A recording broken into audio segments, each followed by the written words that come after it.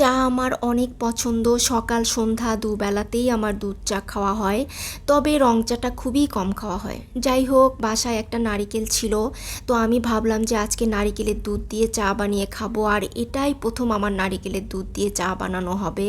তো যাই হোক, আমি চাটা বানাতে পারলাম কি না, পারফেক্টলি চাটা হলো কি না, মানে ভিডিওর মধ্যেই আমি বলে দিব আর কি।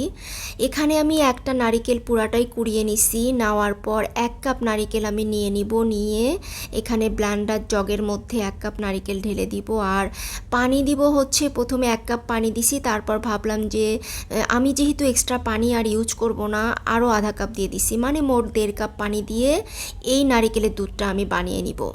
এখন ব্লেন্ডার জগে দিয়ে ভালোভাবে নারিকেলটাকে ব্লেন্ড করে তারপর একটা ছাঁকনি দিয়ে পুরা নারিকেলটুকু ভালোভাবে ছেঁকে নিব। এই তো নারিকেলের দুধ রেডি হয়ে গেছে। এভাবে ব্লেন্ড করা ছাড়াও কিন্তু একটু হালকা কুসুম গরম পানি দিয়েও এই নারিকেলের দুধটা বানানো যায়। তো আমি পুরাটুক ছাকার পরে এখানে 1 কাপের চেয়ে একটু বেশি পরিমাণে নারিকেলের দুধটা হয়েছে আর কি।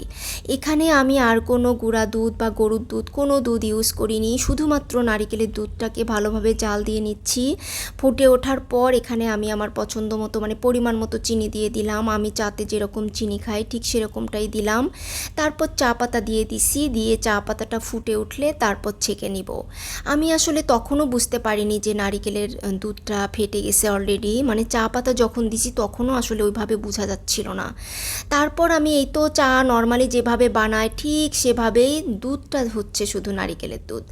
এরপর তো চাটা ছাকার পর আমি বুঝতে পারলাম যে দুধটা একদমই ফেটে গেছে, মানে গরুর দুধ ফাটলে নষ্ট হলে যেরকম হয় আর কি, ঠিক সেরকমটাই হয়েছে। তো যাই হোক, অনেক মানে কষ্ট করে নারিকেলটা কোরানোর পর চাটা বানালাম, ভাবলাম যে অনেক মজা করে খাবো, বাট সেটা আসলে আর হলো না।